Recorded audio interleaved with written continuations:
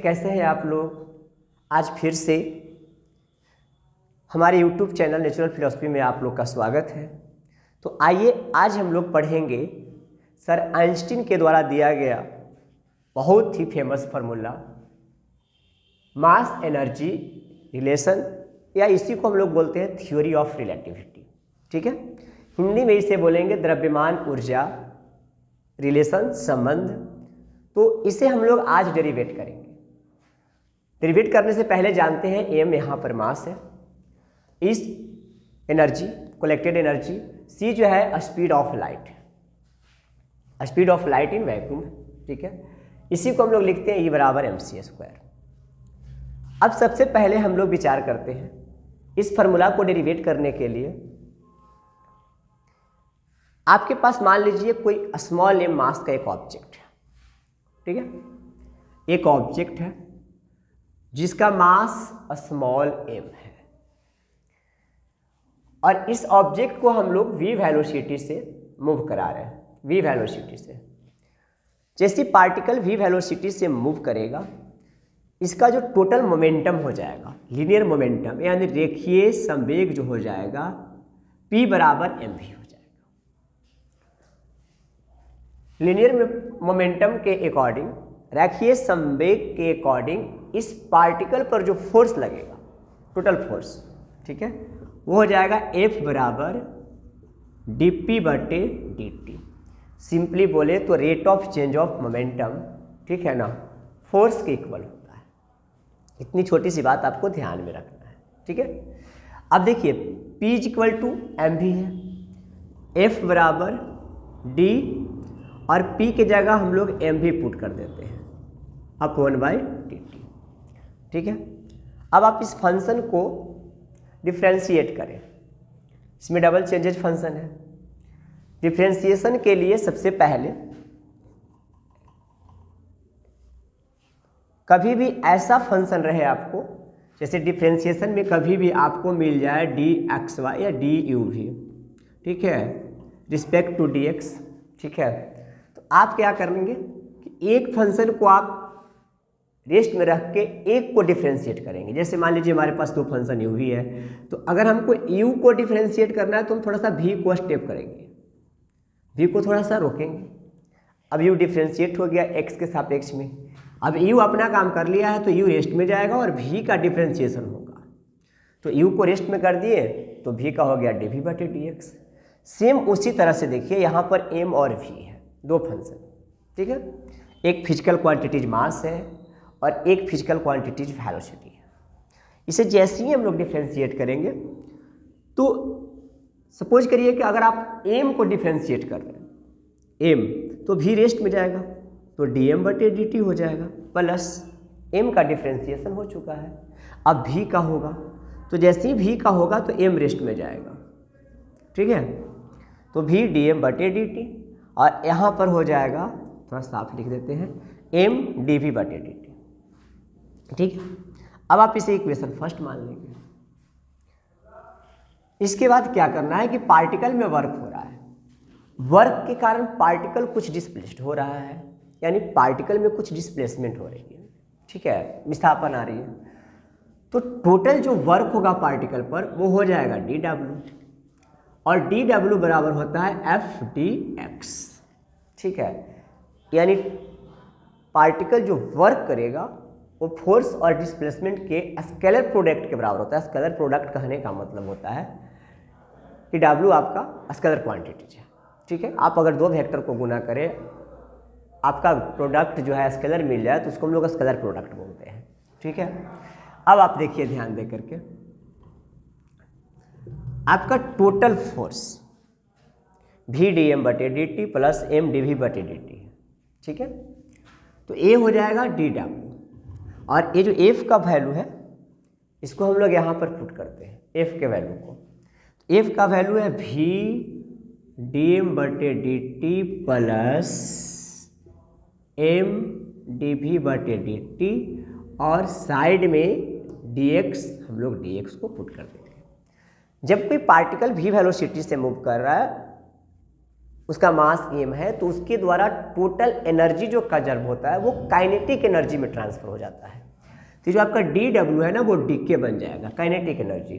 ठीक है, अब आप देखिए लास्ट में dx है, तो ए वाले टर्म को थोड़ा हम लोग ऐसे लिखेंगे v dm इंटू dx बटे dt। हमने इस फंक्शन में dx से गुना कर दिया, प्लस अगर यहाँ भी हम लोग गुना करेंगे तो m dv पहले से है और dx बटे dt हो जाएगा। अब आप लोग dx बटे dt बराबर जानते हैं, v dm dx बटे dt को हम लोग v लिख देंगे। देखिए rate of change of displacement velocity के बराबर होता है, plus m dv into v, यहाँ पर भी v लिख दिया।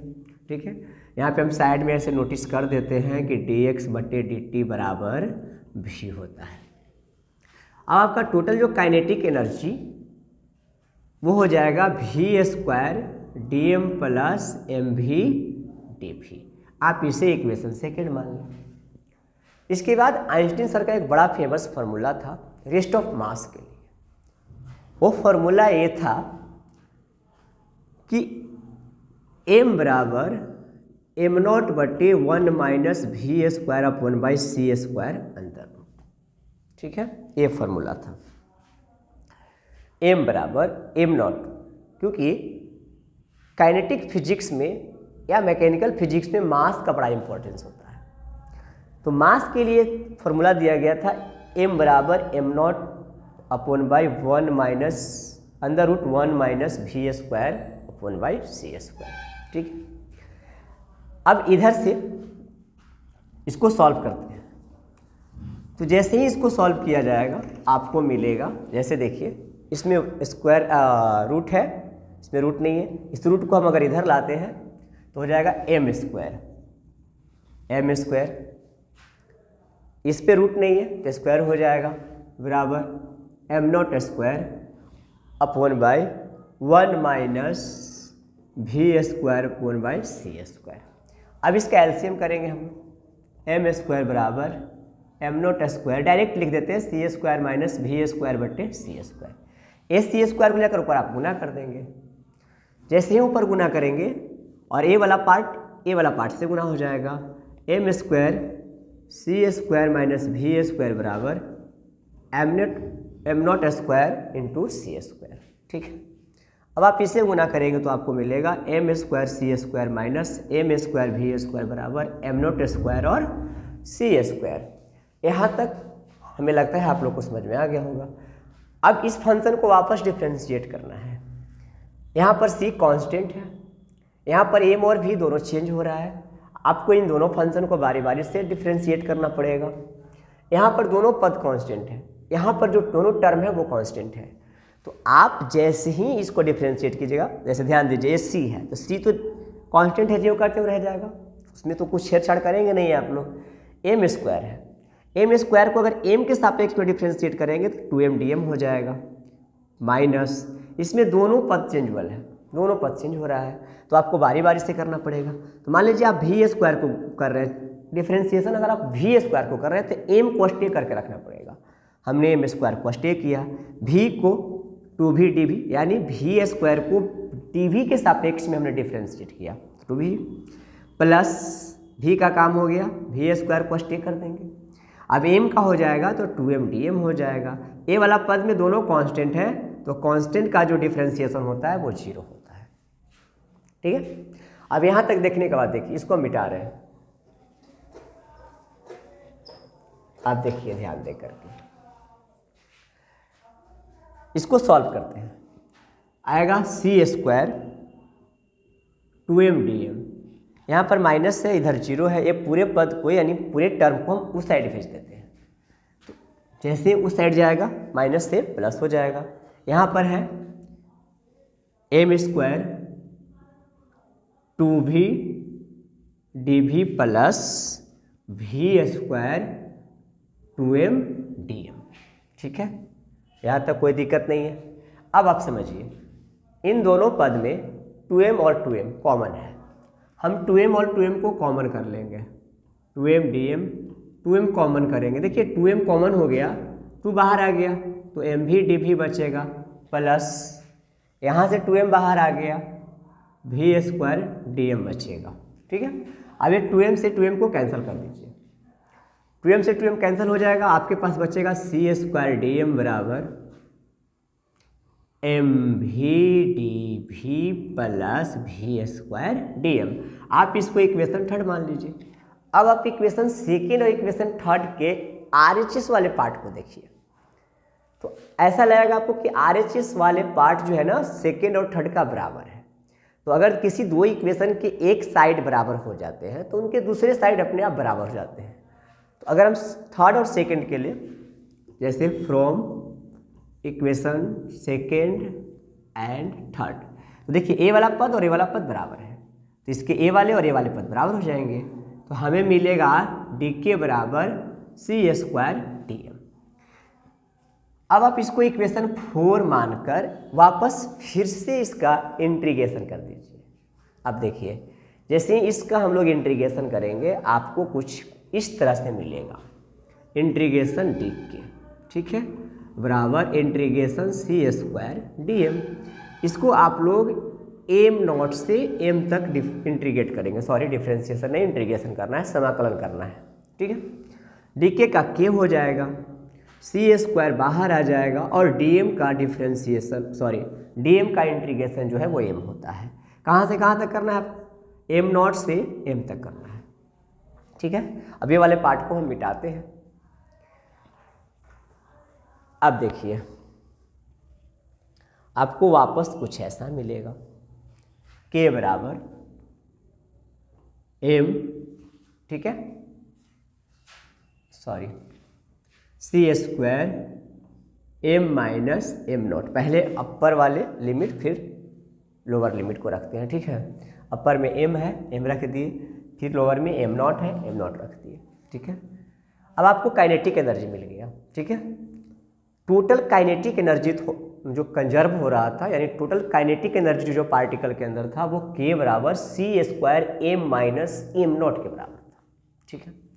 अब रेस्ट एनर्जी, ठीक है, रेस्ट एनर्जी, जो रेस्ट एनर्जी पार्टिकल में होता है, ठीक है, उसको आप ई आर मान लें, ठीक है। तो ई आर बराबर हो जाएगा एम नॉट सी स्क्वायर। अब टोटल एनर्जी कितना होगा? टोटल एनर्जी ई बराबर, ठीक है, rest energy plus kinetic energy plus kinetic energy. E बराबर, देखिए रेस्ट एनर्जी आपका है M not C square plus kinetic energy आपका टोटल आया है C square M minus M not, ठीक है। थोड़ा लंबा इक्वेशन था और बोर्ड छोटा है तो बार बार मिटाना पड़ रहा है। अब आप देखिए, इसको सॉल्व करिए। ई बराबर M not C square plus M C square minus M not C square. देखिए एम नॉट सी स्क्वायर से M not C square cut गया, आपका जो टोटल एनर्जी बचा वो बचा ई बराबर एम सी स्क्वायर या एम बराबर E upon by C square. यही इक्वेशन है। इसी इक्वेशन को हम लोग थ्योरी ऑफ रिलेटिविटी के नाम से जानते हैं, जो सर आइंस्टीन के द्वारा दिया गया था। मोस्ट फेमस, बहुत ही फेमस, फिजिक्स का बहुत फेमस फॉर्मूला इसे माना जाता है, ठीक है। तो आई होप आप लोग को समझ में आ गया होगा। तो आज के लिए इतना ही, धन्यवाद।